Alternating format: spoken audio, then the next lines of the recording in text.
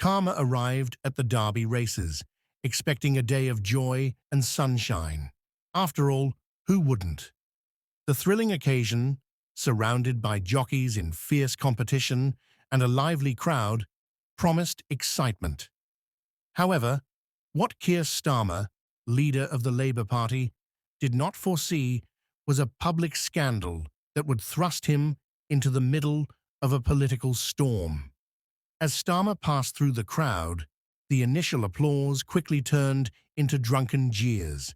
What began as a festive mood soon transformed into a battleground of chants and taunts aimed directly at him.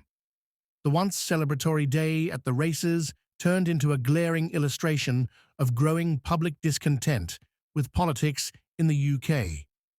To understand why Starmer faced such hostility, we need to look at recent policies his Labour Party has implemented. Far from uniting the public under his leadership, many of these policies have caused division. One particularly controversial measure is the reduction of the winter fuel allowance, a vital source of financial support for UK pensioners, especially during the coldest months. This allowance has helped seniors manage rising energy bills, but Labour's decision to restrict it to only the wealthiest retirees has left millions without essential assistance. The cut has been a severe blow, affecting not only seniors' ability to stay warm, but also their sense of dignity after contributing to society for so many years. Now, many elderly people are struggling to survive through the harsh winters. In Doncaster, this simmering discontent finally boiled over, forcing Starmer to confront the growing backlash. Starmer and his wife, Victoria, had arrived at the event hoping for a pleasant day at the races. Instead, they found themselves in the midst of a hostile crowd who, fueled by drinks and anger, began chanting insults directed at Starmer. These were not just empty jeers. They reflected the deep frustration felt by many who had been affected by Labour's policies. At the heart of this uproar was the reduction of the winter fuel allowance, a lifeline for millions of pensioners during the coldest months when energy costs are at their peak. With rising costs and stagnant pensions, many elderly people are now forced to choose between heating their homes and covering other essential expenses. This is not just a financial issue. It's about survival. Organisations like Age UK have warned that millions of pensioners will be hit hard by these cuts. For many in Britain, the winters have become harsher, and with little to no assistance, some seniors are left on the brink.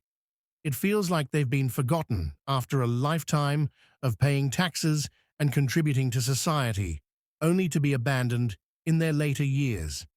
For many, the issue goes beyond the loss of financial support. It's about dignity. After years of contributing to society, they now find themselves relying on charity or extreme measures just to make it through the winter. The anger at Starmer during the Doncaster event was palpable as protests and shouts echoed through the crowd. As Starmer tried to engage with attendees, it became clear this was not just a simple political disagreement. The frustration was real, with protesters holding signs and shouting slogans that criticized his policies, especially the reduction of the winter fuel allowance. Some elderly people in the crowd confronted Starmer directly, expressing their anger at his perceived abandonment of the most vulnerable members of society. Despite Starmer's calm and measured responses, he did little to ease the crowd's frustration. The disconnect between him and the people he aimed to serve was apparent. Media coverage of the event only intensified the public's dissatisfaction with Starmer, with headlines highlighting the growing discontent with his leadership. Political commentators began questioning whether Starmer's leadership was still viable. Even within his own party, concerns started to emerge. Some MPs began to wonder if a change in leadership was necessary to reconnect with the party's core base of working-class voters. The events in Doncaster symbolized a deeper issue: the widening gap between the political elite and ordinary people. For many, Labour no longer seemed to represent the working class or disadvantaged communities. Starmer's team, recognizing the political damage, quickly moved to manage the situation, arranging interviews and press conferences where he could explain Labour's policies, particularly the decision to cut the winter fuel allowance. Starmer emphasized the need to prioritize those in greatest need, framing the cuts as a difficult but necessary choice in the current economic climate. However, for many, these explanations rang hollow, further widening the divide between Labour and its traditional supporters. Behind the scenes, tensions were rising within the Labour Party. Some MPs voiced concerns more openly, fearing that under Starmer's centrist leadership, the party was drifting away from its core principles. There were even whispers of a potential leadership challenge, though no one had yet stepped forward to take him on directly. The backlash in Doncaster wasn't just about policy.